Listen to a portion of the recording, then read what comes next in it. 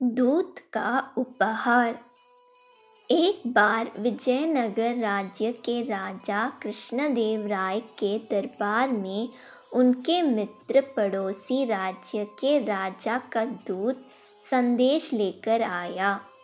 वह अपने साथ ढेरों उपहार भी लेकर आया जो पड़ोसी राजा ने भिजवाए थे।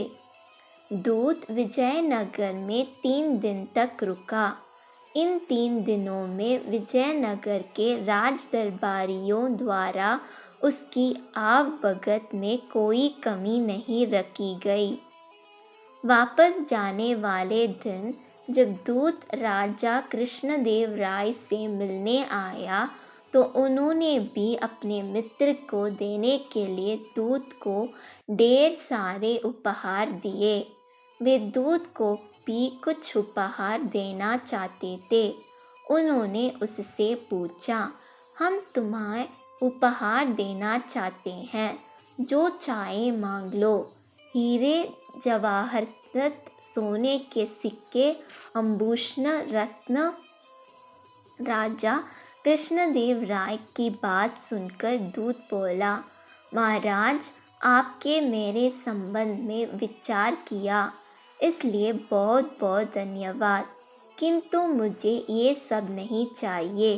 यदि आप मुझे उपहार देने ही चाहते हैं तो कुछ ऐसा दीजिए जो सुख दुख में जीवन भर मेरे साथ रहे, जिसे कोई भी मुझसे छीन ना पाए।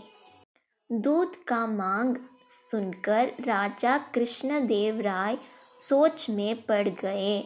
उन्हें समझ नहीं आया कि आखिर दूत उपहार स्वरूप चाहता क्या है।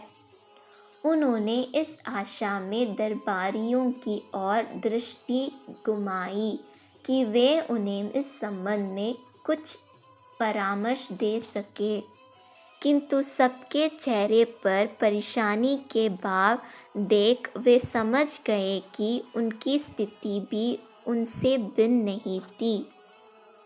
ऐसे अवसर पर तेनालीराम की बुद्धिमानी की कारगर सिद्ध होती है।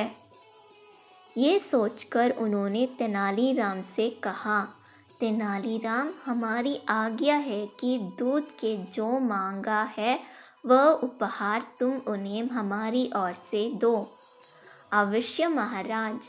जब आज दोपहर जब दूत यहाँ से अपने देश के लिए प्रस्थान करेंगे तो वह उपहार उनके साथ होगा, तेनालीराम ने उत्तर दिया।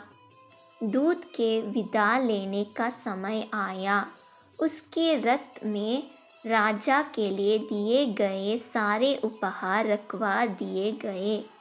विदा लेने की घड़ी में दूत राजा कृष्णदेव राय से बोला, अच्छा महाराज, मुझे आज्ञा दीजिए।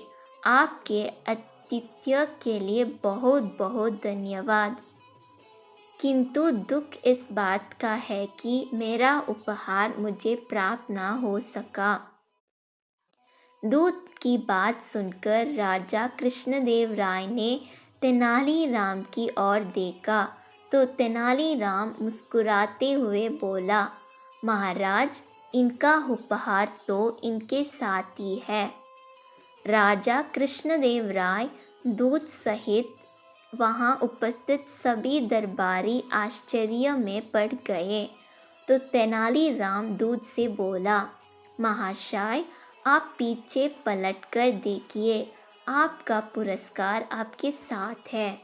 दूत ने पीछे पलटकर देखा तो उसे कुछ नहीं दिखाया।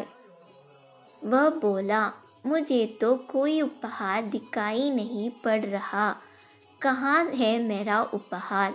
इस पर तेनालीराम बोला, महाशय, ध्यान से देखिए, आपका उपहार आपके पीछे है और वह गई, आपका साया, जो सुख दुख में जीवन भर आपके साथ रहेगा और उसे कोई भी आपसे छीन नहीं पाएंगे।